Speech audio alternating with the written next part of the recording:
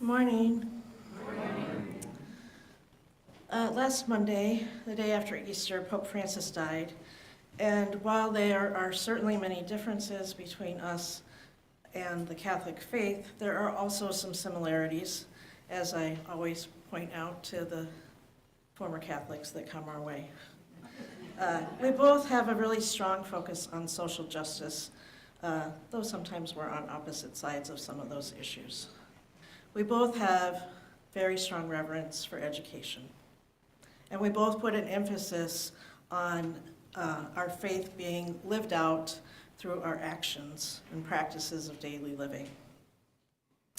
In 2015, Pope Francis sent a letter worldwide to the Catholic Church titled, excuse my Latin, Laudato Si, which means praise be to you.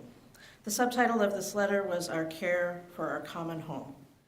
In it, Pope Francis criticized consumerism and irresponsible economic development. He lamented environmental degradation and global warming, and he called all the people of the world to take swift, unified global action. Our opening words this morning are from his letter. He writes, "Education and environmental responsibility can encourage ways of acting which directly and significantly affect the world around us, such as avoiding the use of plastic and paper, reducing water consumption, separating refuse, cooking only what can be responsibly consumed, showing care for other living beings, using public transport or carpooling, planting trees, turning off unnecessary lights, or any number of other practices. All of these reflect a generous and worthy creativity which brings out the best in human beings. Reusing something instead of immediately discarding it when done for the right reasons can be an act of love which expresses our own dignity."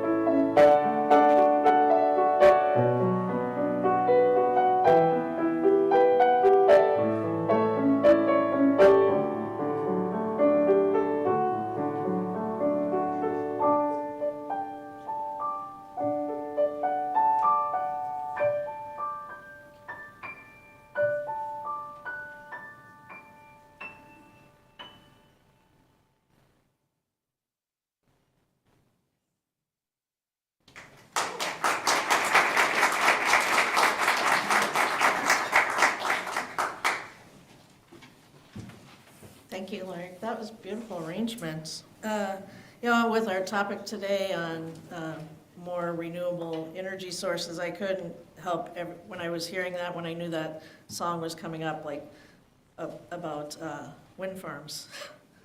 Literally, the answers are blowing in the wind. Good morning. Welcome to Minnesota Valley UU Fellowship. My name's Laura. I'm the minister here.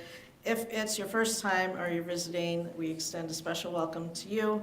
There are some green visitor packets downstairs if you're interested in learning more about us. There's also a visitor form that you can fill out to get on our email list. Folks online can find that form in the chat or the comment section. I just we always like to start with some gratitude about who's the village that's helping lead the service today. Richard's on tech. Lark has got beautiful songs planned, familiar songs for us today. Orange team is on hospitality. Song leaders are Leslie and Fran. We have guest speaker, John Crampton. He's from Oak Grove Presbyterian. Glenn is the person who suggested John, and he'll be introducing him. Who am I forgetting? Am I forgetting anybody, I think? Anyway, it takes a village, and we're so grateful for everybody who helps to make the service what it is every Sunday. We do invite you to stay for social hour afterwards. That's always a lovely time to get to know each other well. I would invite us to continue along with our chalice lighting this morning, which is again, we're kind of doing a little Pope Francis honor today. Again, I know we're not Catholic, but as popes go, I think some of us agree that maybe he was not so bad, maybe even good and benevolent. Will you please join me in reciting the words for our chalice lighting this morning from Pope Francis. Joy.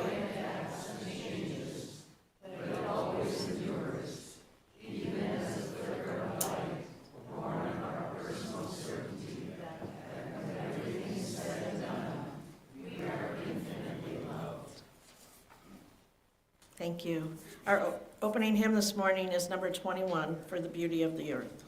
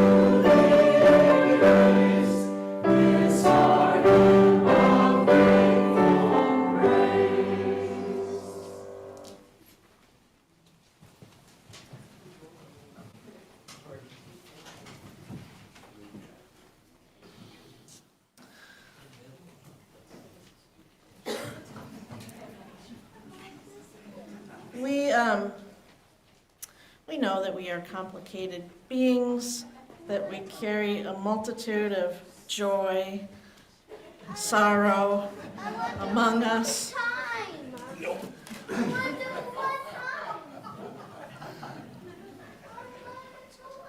Sometimes they're happening at the same time, the joy and sorrow. So we set aside some time each week to lift up those things that we're carrying in our hearts: gratitude, wonder, awe, also grief and sadness, frustration, sometimes these days, anger and rage. If you have something that you would like to share today and you're here in person, you can raise your hand and someone will come along with a microphone for you to share. If you're online, on Zoom, you can share it in the chat. Folks on YouTube, we always invite you to share in the comments with each other. Does anyone have anything to share today?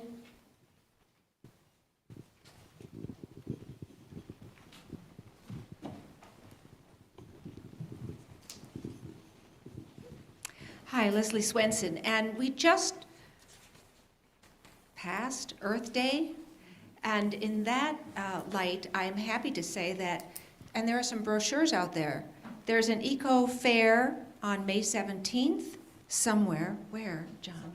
Summit Avenue in St. Paul, with a lot of eco cars for you to look at. So I think that is a joy as we move forward.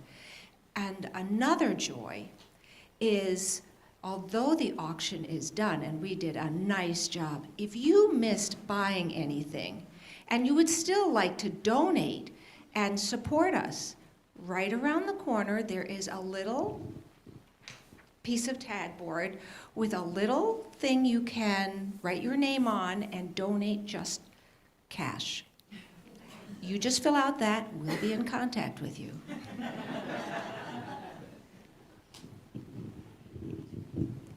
Good morning, Barb Gillian. Our opening hymn for the Beauty of the Earth reminded me, this Thursday I went with a friend to the Minneapolis Institute of Arts for their annual Art in Bloom. And this afternoon is supposed to be windy and cool and cloudy, so maybe it would be a good day for you to go check out this free, lovely exhibit of flowers that echo various art pieces. If you've never been to it, it is fantastic. And it's free. Hi, I'm Gretchen Pinsonneau, and I just received, this is a great joy. My granddaughter, 15-year-old granddaughter, lives in Melbourne, Australia, and my daughter just said that she's been chosen to crew in the regatta at Henley, which is in England, and apparently it's the most famous worldwide regatta. She's the youngest crew member, and I get to go with them, so I'm really excited.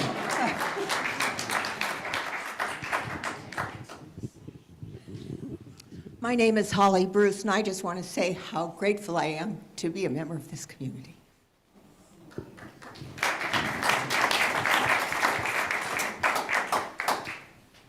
I'm Lorna Prell, and I just wanted to say that after my awful accident, I've appreciated all the cards I've received, all the texts I've received, and all the comments and congratulations that I'm doing okay from all of you. I appreciate that.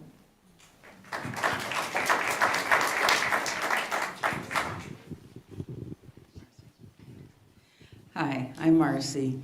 Last night I accidentally came across something that I enjoyed on TV, and it was the White House Press Corps Association dinner, and it was just really a lot of good speakers on a lot of the current subjects, and especially when they're involved with White House stuff. So yeah, I encourage you to watch that next year when it comes up, and I sure will. But one thing was they brought up, well, of course, the sorrow for me these days is I think of every day of these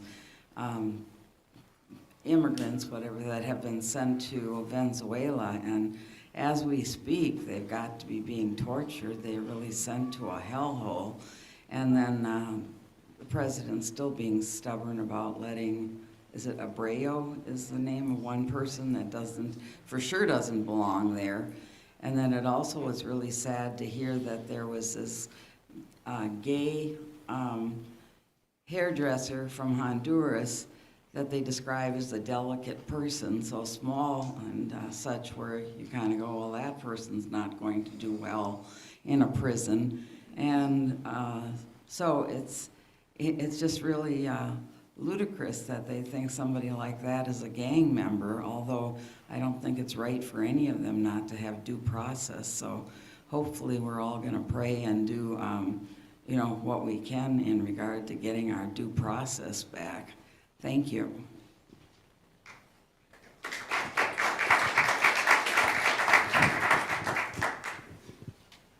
Hi, I'm Mimi Law, and I had a wonderful time with my son, who turned 53 today.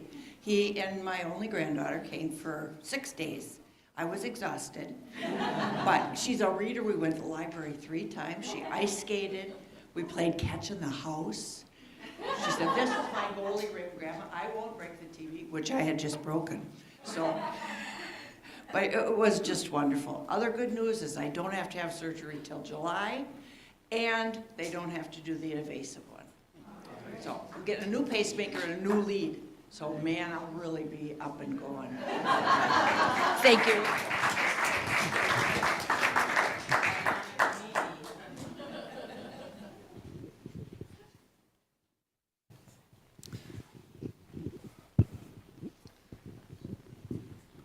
Siblings, several joys.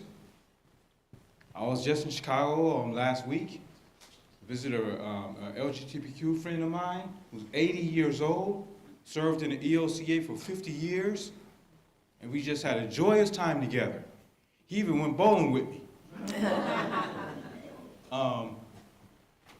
Another thing I must let you know, keep your eyes on the skies for tomorrow. No, well, that's all I'm going to say about that. I guess another joy is, since my wonderful friend, Steve, he has served in EOCA for 50 years, he's going to be honored at the seminary down there in Chicago sometime within the next month. Joys, joys, joys. And another joy is, I will be back Thursday to do the listening sessions again since I'm back in town. So anybody that want to stop by around 11 a.m. on Thursday, stop by and I'll be listening.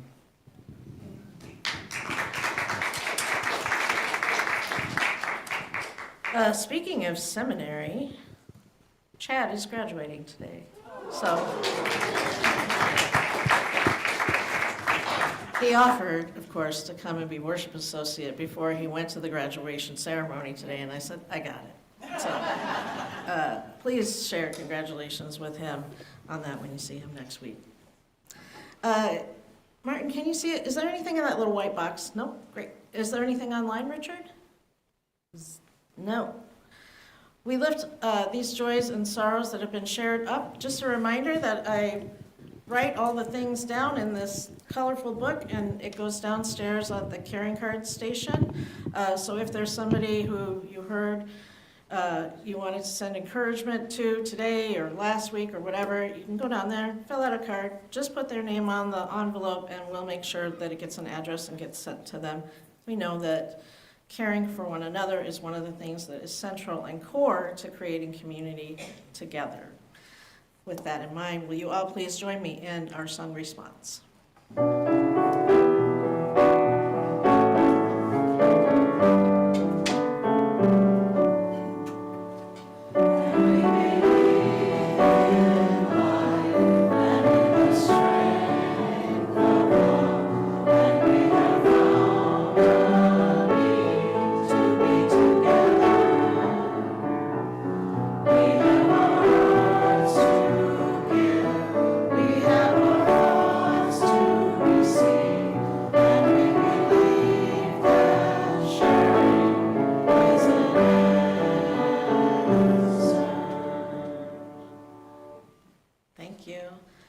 Did you have some things to share with us today? It's next Sunday. It's next Sunday. Yeah. Just, there's things being shared next Sunday, and just hold off on that.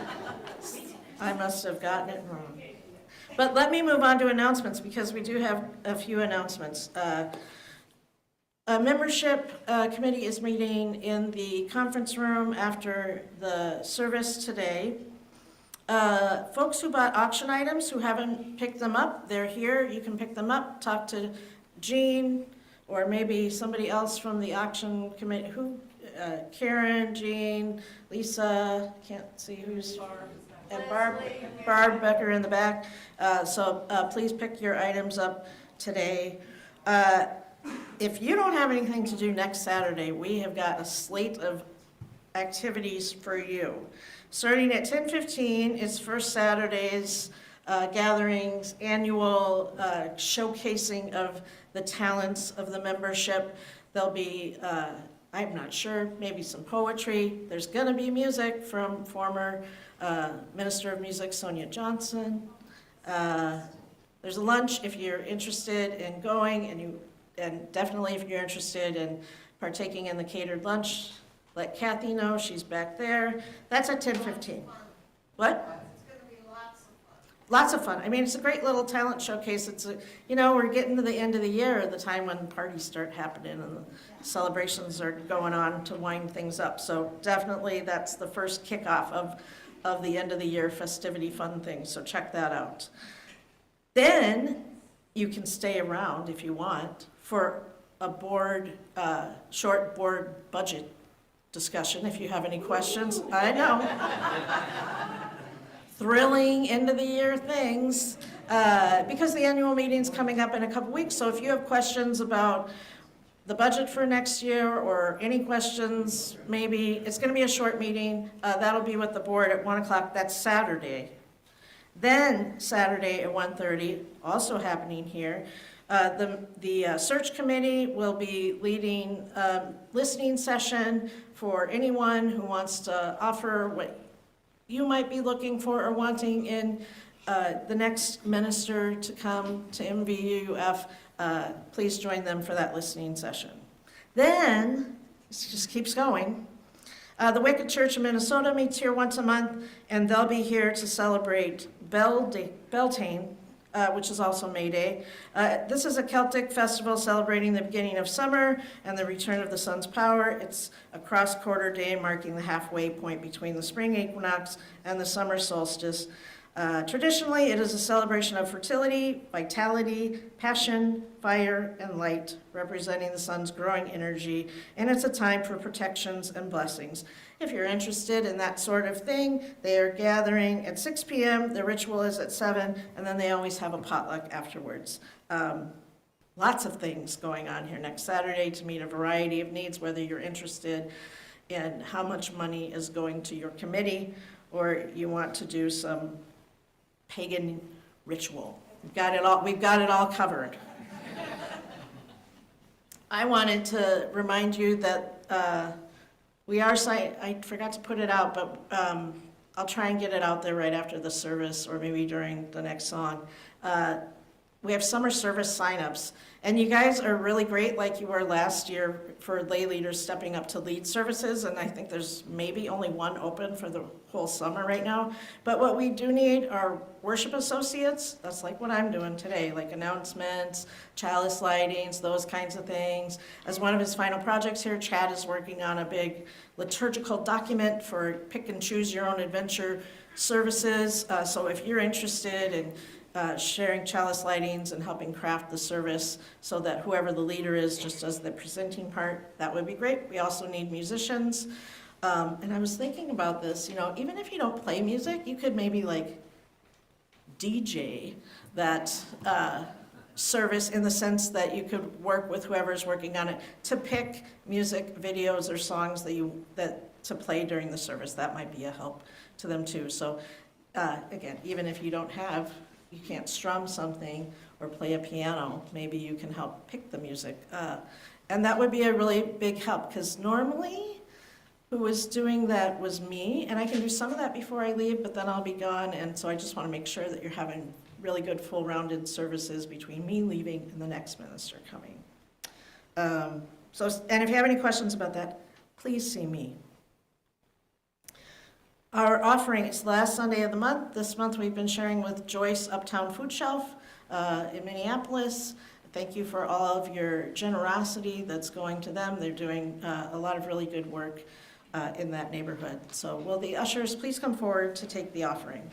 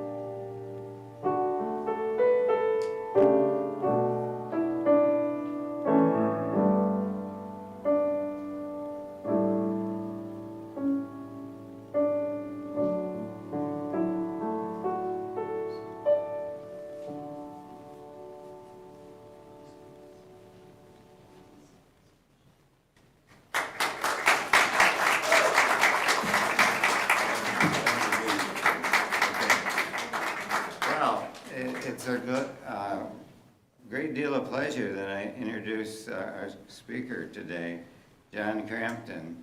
I've known John for a number of years, and he's probably an honorary Unitarian Universalist because a number of years ago when we decided that we wanted to have a community garden, a solar garden, and we were negotiating, I don't know how many months that negotiation took, but he was negotiating as a Presbyterian, okay, for us. And let me just say that through John, I've gotten involved in, once a year, I go to the Presbyterian Men's Retreat. And John is, of course, a member of that. And he gave a talk, probably a little bit, maybe what we'll hear today, for the men's group. So I know he knows his stuff. And I also know that when it came down to the final decision of should we go forward, we did. The Unitarians went forward.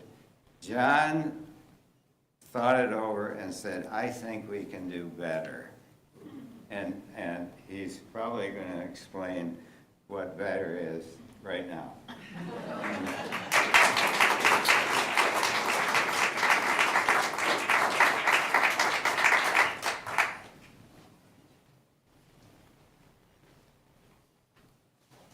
Thank you, Glenn.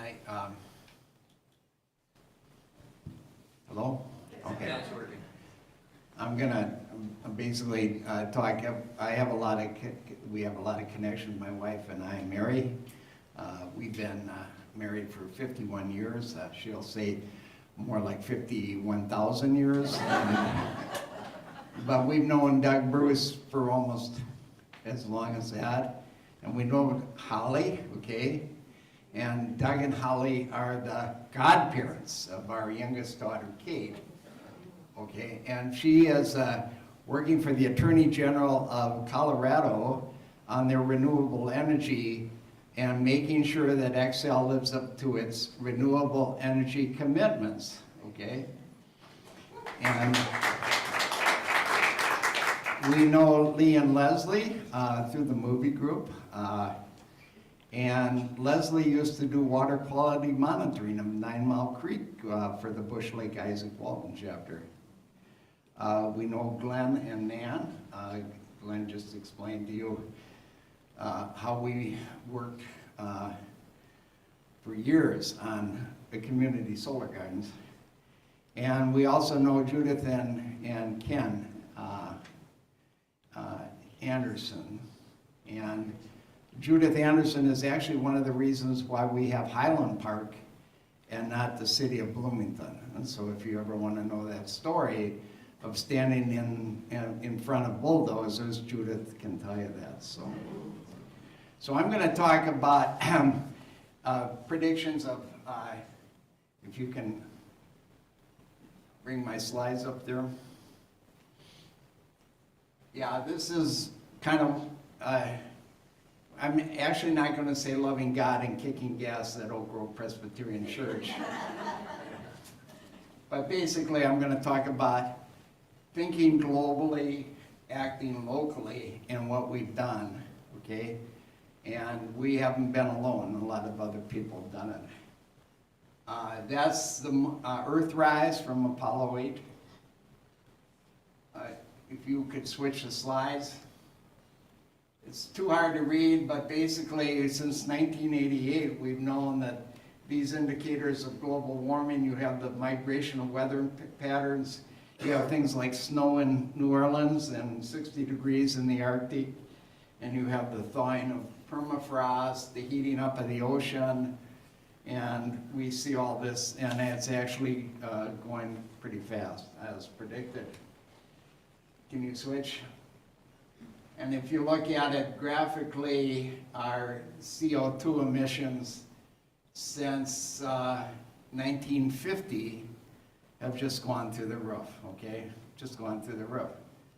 So what has changed? Well, we have more people, you know, on Earth, and they're all driving cars, and they're all using air conditioner, and we have not really done a lot with waste or consumption or water pollution. So that's where we find ourselves.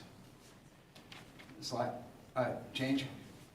So basically the causes of global warming are we got to stop burning fossil fuels. It's as simple as that. And we need to stop destroying our ecosystems and the ability of the land, the forests, and water and wetlands to regulate carbon and water cycles. We are tearing up the web of life. Switch. So we got started back about 10 years ago, and the first thing we did, the easiest thing we did was we put in LED lighting. We did it in the building, we did it in the parking lot, we did it in the sanctuary, and we basically spent, $15,000, $20,000, and the payback was 6 to 7 years on that investment. And the benefit was that we don't have to spend as much money on air conditioning. You know, you heat up the sanctuary and then you cool it off so that people can go there. And we have a lot of people that are geezers in our congregation, and they don't need to go up on the lift, you know. I mean, this is scary. Like, what does this control do, you know? So, and the lights will last forever. In our sanctuary, we figured that probably our grandchildren will be will be the next ones to change the bulbs.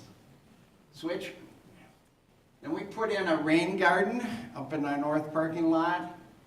And basically what it does is it has an inlet and an outlet, but it drains that huge part of our parking lot, and it captures the storm water, okay, that's running off of it, and it infiltrates it with the native plants, and it recharges the groundwater, and it keeps the storm water from polluting the creek. 9 Mile Creek is about half a block away, and also it flows into the Minnesota and the Mississippi and the dead zone in the Gulf of Mexico, which is bigger than many countries, and it's our kind of our gift to the Gulf of Mexico. Oh, should I say Gulf of America? Maybe it should be called the Gulf of America, huh? You switch the slide.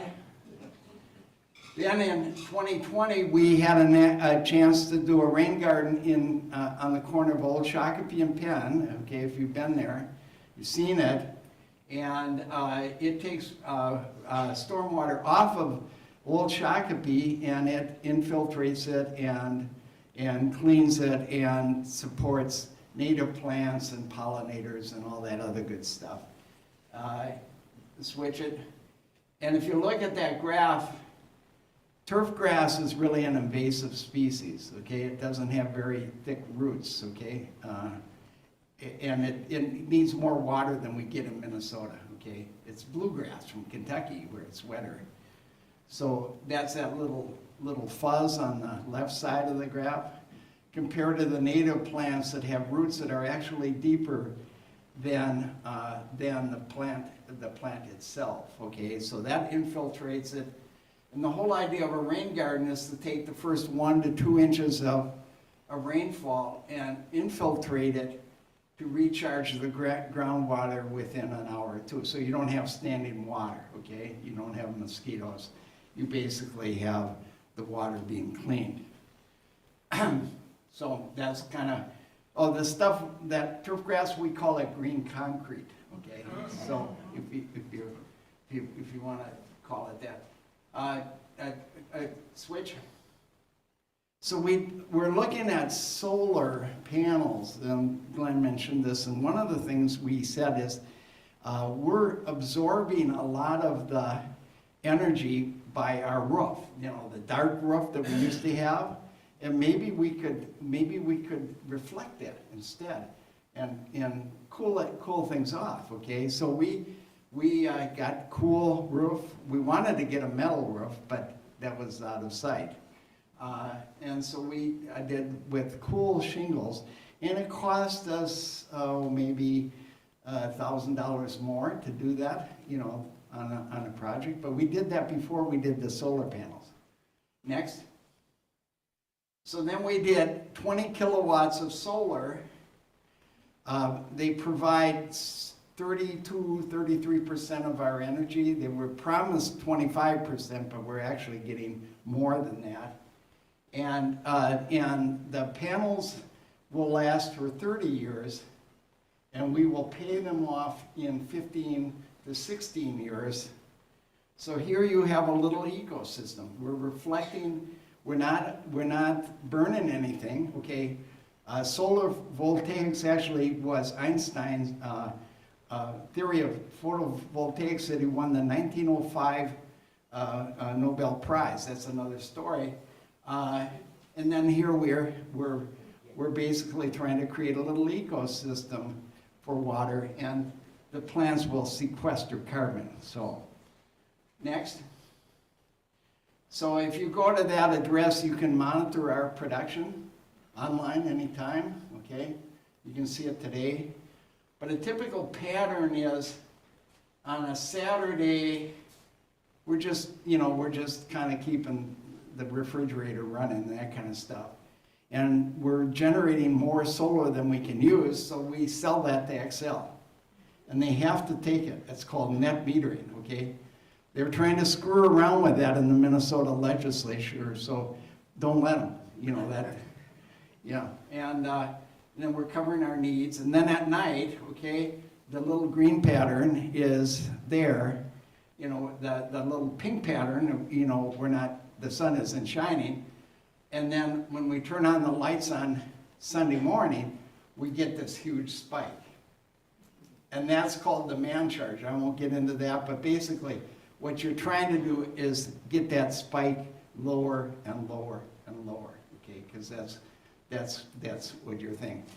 So in addition to that, next slide, we joined a community solar garden up near St. Cloud. It's actually in Sherburne County. And we get almost twice as much energy from that. We don't own the panels, we subscribe to the energy that's produced by those panels, okay? And we always kid ourselves that we can go visit our relatives at the St. Cloud Reformatory when we go up there. And, you know, the people say, well, how do you know which panels are yours? We are, I think, 1/10 of 1/100th, whatever that is, of that whole solar garden. Next. We also belong, you know, blowing in the wind, okay? We belong to Wind Source. It's now called Renew Connect, okay? And it includes solar, but we joined it for Wind Source. We pay a premium of about 8% on our bill to get 100%. And it's produced in Minnesota, okay? It has to be produced in Minnesota. And it's getting cheaper and cheaper, okay? So basically, the bottom line, next slide, we've eliminated CO2 emissions involved in our electricity. No coal, no natural gas. We produce approximately 60% more clean electricity than we consume, and we use that to offset our natural gas, the emissions from our natural gas. And we do this for the same price that we used to pay for conventional dirty electricity. And in 13 years, we'll get a payoff on our rooftop solar, and that will be free to us. So who knows? Next. We went to the Bloomington School Board and advocated for solar on schools. And when we went there, they were real nervous. And you know, you can only talk for 1 minute. That's my friend Bob Gertis. And we had, you know, done it like a tag team, you know, like he's going to talk and I'm going to, you know, like call and response. No, you talk for 1 minute, and you talk for 1 minute. And then we got up there and all the school board members are going. And I said, what's the deal? I said, we are so tired of people coming and telling us to ban books. It was nice to get somebody talking positively about something we could do that will make a difference, okay? So that, and oh, by the way, Bloomington is committed to having solar on all their schools, all the public schools by 2027. Wow. And why not? It's the cheapest form of energy on Earth, you know? Have you ever heard of a solar spill? You know, the cleanup of a solar spill? Move on, next slide. That's what it looks like at Oak Grove Elementary School. Look at the panels, okay? Look at that, okay? You know, so we did a drone video. Randy Dopp is the drone operator on loan from the Ukrainian Air Force, and we flew over that. And so they play that as a loop during conferences. Oh, and they show the monitoring, and they have a group of kids that go out and say, oh, the spring season corresponds to the graph that we see from the solar panel. That's great learning. Next. We got a commission or a referral fee for one of our members who put solar on his house. And so we took that and we built this thing called KidWind, where kids build and test and modify wind turbines. So some of these kids are artistic, some of these kids are scientific, some of these kids, you know, are messing around. But if you notice right there, on the right-hand side, we monitor them. We show them the production of electricity from their thing. And they come up and they go, how am I doing? And we say, you're doing great. Am I in first? Oh, you're right up there. But then we say, can you think of something that would improve it? Oh yeah, and then they go back and they do it. And where I've seen this happen in competition, everybody is doubled the output within a session of an hour or two. So it's a program in St. Paul, KidWind, if you ever Google on it, it's pretty cool. Next. We insulated the old part of our church, built in 1954, and we blew in insulation, brought it up to R20 something, R27. We also insulated all the water pipes. We also put new dampers on because we were sending, hot air right through the roof. We had to haul a lot of stuff out of there, okay? In fact, we found a nativity scene from the 1950s, and we discovered that Jesus is actually Swedish. We didn't know it. Okay. Blue eyes and blonde hair. I have a song called Swedish Jesus, but I won't. You have good music, it's moving right along. Next, we put in a heat pump, okay, in our senior high school room, and this is a room that is pretty well self-contained. It's about 2/3 the size of a basketball court, and it's got a sink and toilet and all that other stuff. And it has hot water pipes that run all the time. We said, well, why do that? We'll put a heat pump that works on demand. So you can actually go in and punch it in, or you can do it with a smartphone, okay, and set it. And it basically doesn't use any natural gas, okay? Okay, and somebody said, well, how does the heat pump work? And I said, well, just like your refrigerator, okay?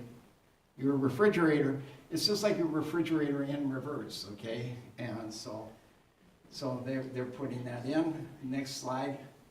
And Bob Gertis, who's an old physics teacher, he loves to go and lecture people on how it works, okay?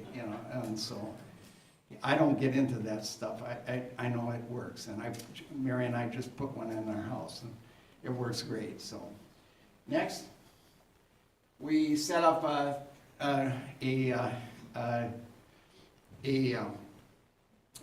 composting, recycling trash, and we set it up on a rolling cart, and so that we can roll it around to tables.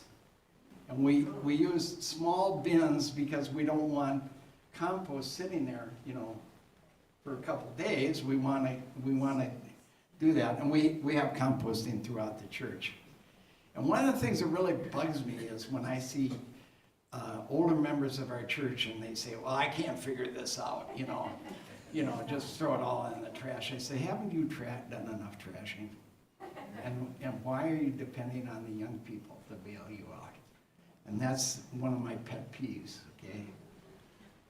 Next slide. We had flood in our church, epic flood, okay? And so basically we had a lot of materials that were flooded out, and so we took them to Habitat Restore, and we also took a load to La Crosse to the Amish. So these are windows and doors that they were going to throw out, and they took them and built greenhouses out of them, okay? So, and the restoration company just said, we're throwing all the old stuff in the dumpster.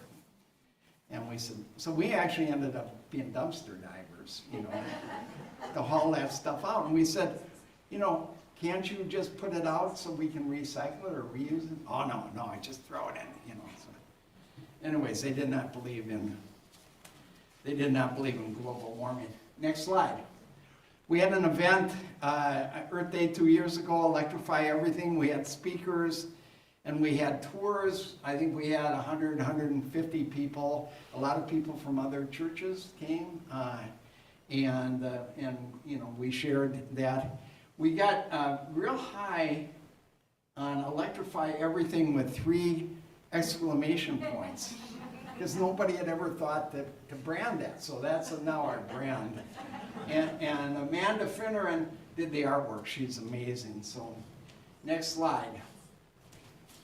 So we put in EV chargers at Oak Grove in 2018. The mission committee spent about $3,000 or $4,000, and we wired it ourselves. We got an electrician to, you know, sign for it, and it actually worked, you know. And so we started doing EV expos in 2018. And why is that important? Well, next slide. We focused on EVs because petroleum represents 35 to 40, maybe more percent of total emissions, total energy consumption. Because you not only have burning the gas in the car, but you also have the emissions associated with refining it. So if you go out to the Flint Hills refinery, you know, they got solar panels now, but it's just a joke. You know, it's what they're doing. And so the next slide. So if you look at the left, this is a traditional, the graph on the left is a traditional gas mobile, 12,000 miles a year, and that's how much CO2 emissions, that's how much smog, and that's how much particulate matter. And smog and particulate matter are not good for your health, you know. And CO2 is not good for the earth, okay? So by going to an electric vehicle in the middle, you're cutting that by 2/3. That's the conventional grid. And then Minnesota carbon electricity by 2040 standard is going to be all non-carbon source. And they're actually going to do it by 2035. Excel just said we can do it faster. Okay, it's actually 85% carbon-free by 2030. So you notice that you cut your CO2 emissions totally, you've cut your smog totally, and there's a little bit of particulate matter there. Next slide. So basically, we went down to the legislature and advocated for the carbon-free, standard by 2040. There we are with a 100% campaign, and then they put out a bingo card of all the stupid things that Republicans were going to say to fight this. Okay. In the interest of bipartisanship, I'll keep going. We had an EV Expo since 2018, 2019, 2020 we had the COVID pandemic, so we didn't have it. 2021, 22, 23. And we've had about 2,000 visitors come there. And as Mac, I think Richard said that he was there and bought a bolt. Next slide. So the most valuable thing is that owners of EVs talk about their cars, okay? So you can, I get nothing, I'm not getting paid to do this. This is what my experience is. Next slide. So there's my wife, and in the background you see my friend Bob Crum talking to Doug Bruce. And Doug didn't show up today because he's in Grand Marais playing cribbage. So, anyways, next slide. The other part is you get test drives with dealers. The dealers bring the car and you get to drive it around, and we have a little route. Next slide. In 2023, we had 100 EV test drives given by 7 dealers in 4 hours. So it is the biggest test drive event in Minnesota. Next slide. We have electric lawn tools. Next slide. Mark at Do It Right in Valley West Hardware said that by 20, go back, yeah, go back to this. Anyways, I'll just tell you. He said 85% of his sales now are for electric lawn tools, okay? So people, well, who wants to, next slide. We have electric bikes. On the right is an electric bike that you can actually fold up and take on the bus, okay? Next slide. We have school buses, electric school buses, and basically there are not only climate benefits, but there are health benefits for the students and drivers, and there are learning benefits, and there's cost benefits, even though they're more expensive. Next slide. So these are some of our partners: American Lung Association, City of Bloomington, Isaac Walton, Minnesota Interfaith Power and Light, Minnesota EV, or Minnesota 350, they were in the school buses. Next slide. So this is from a couple months ago, and we went to the Bloomington School Board and thanked them for having 17 electric school buses, more than any other suburb, and way more than Edina.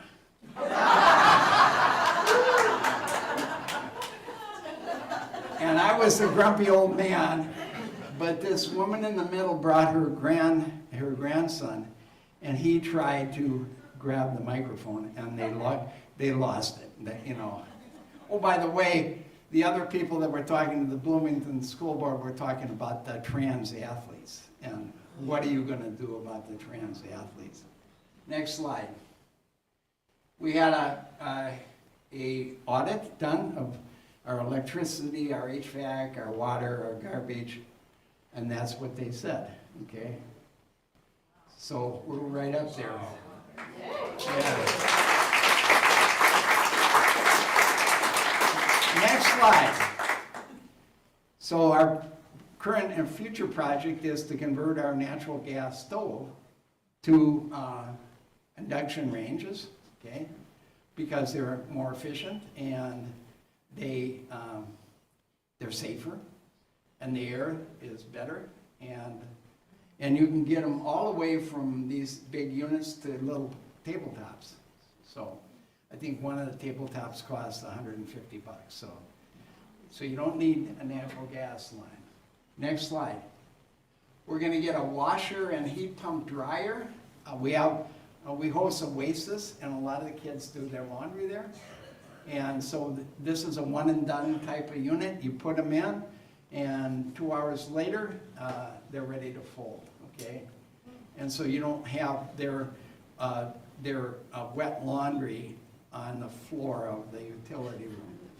Next slide, we're gonna get a heat pump water heater, 80 gallons, and basically, we're not gonna use natural gas for that. Next slide. We're looking at 4 heat pump mini splits to heat and cool all of the education wing, okay? And it's going to be 3 units and 10 cassettes, 10 diffusers. And you can control it with a smartphone or a computer. You can program it to go on and off. Next slide.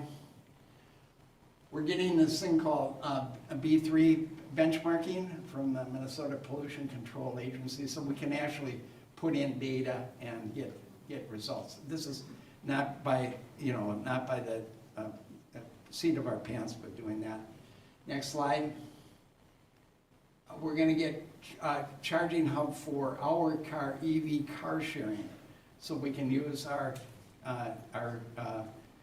level 2 chargers, and basically we hope to become a hub for that because our car is a cheap form of car sharing for people who don't have access to that, to that. They can do that.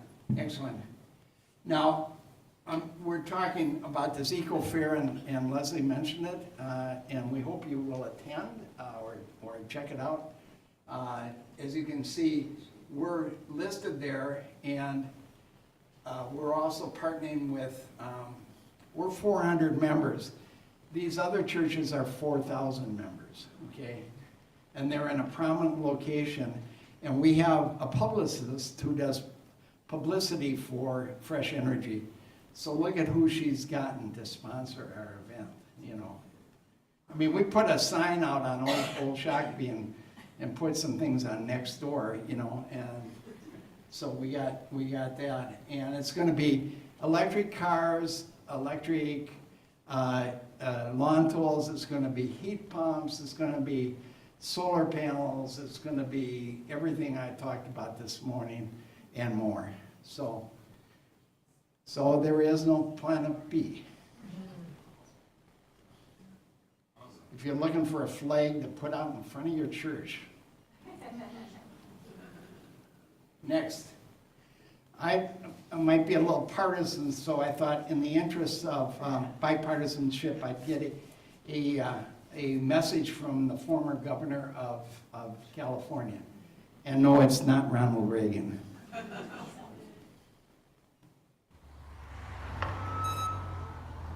Attention customers, I want you to listen very carefully. On behalf of Big Oil, I want to thank you all for choosing muscle cars that use gasoline. Long live the American muscles. Recently, Arnold Schwarzenegger teamed up with Veloz to promote the benefits of electric cars. To show how they save time, money, and the environment, he went undercover as a used car salesman. Hi, how are you? Howard Kleiner. And tried to sell people gas cars instead.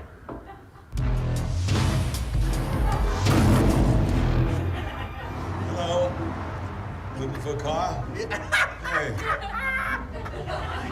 Howard Kleiner. Well, Howard Good to see Kleiner. you, yeah. What are you looking for? We're looking for, like, electric. Fuel efficient, like, quiet. I have exactly what you're looking for. What do you think, huh? How about this, huh? Yeah, I'm looking for some kind of electric hybrid mix. Don't bullshit me. Okay. I'm just tired of spending money at the pump. The pump? Yeah. Oh, this is great. You go to the gas station and you pump. Let me tell you something. The pump sometimes is more satisfying than sex. I'd like to use something that can get me into the carpool lane, actually. Oh, you mean a sticker? This is your lucky day. Anyone that buys a car today gets a free bumper sticker. I'll be back. Here, carpool lanes are for sissies. I support the oil company monopoly. You can choose any of those. Can a battery-powered car do this? I mean, this will piss off my neighbor. You them right. It will impress your neighbors. This is testosterone. Yes. My friend got an electric car and he got a tax credit. You want a tax credit or do you want to have street credit? You know that the planet is too crowded right now, right? Gasoline cars create pollution and it curbs population. It brings it down. That is the idea. That's not the way to go about that. So quiet in here. I love it. But that's the problem, you see? Because it's so quiet that you hear literally everything that your family says. Think about that for a second. You don't like the car, huh? I do like the car. I love the smell of exhaust. Smell this. That's what we didn't want. No, actually, can I just get a supervisor in here? Could I please talk to the supervisor? Can we get a supervisor? To the manager? All right, let me get the manager, all right? Okay. All right. This is I'm crazy. getting hungry and grouchy. Yeah, me too. Hello, I'm Gary, the sales manager. You ask for me? It's the same guy. How can I help you? Electric cars save money, time, and environment without sacrificing any of the fun and excitement of driving. And with over 40 available makes and models, you've never had more reasons to go electric. Go to electricforall.org and join us. Do it now. Come with me if you want a lift. If it burns gas, we got it.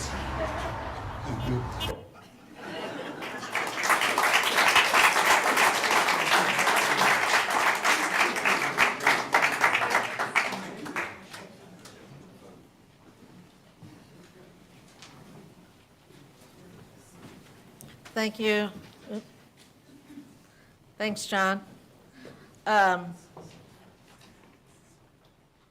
One comment on the muscle cars. My sister has an electric vehicle of a brand that I will not name that she bought a couple of years ago. And when I was out in California with her, as far as muscle cars go, those Teslas go 0 to 60 in like, yeah, you don't need gasoline if you want some pickup in your car at all. And I have an e-bike. If anybody has questions about what it's like to have an e-bike, let me know. I love it. I can get my exercise without sweating as much as I want to sweat. Will you all please join in singing our closing hymn, Blue Boat Home?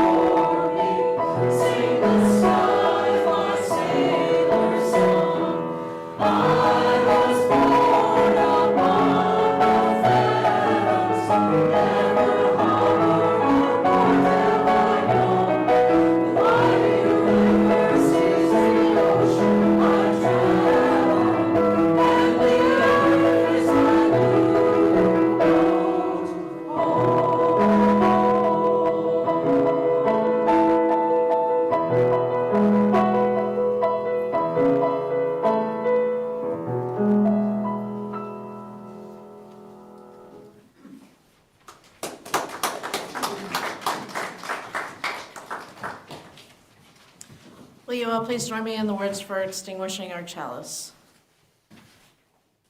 We extinguish this flame, but not the light of truth, the warmth of community, or the fire of commitment.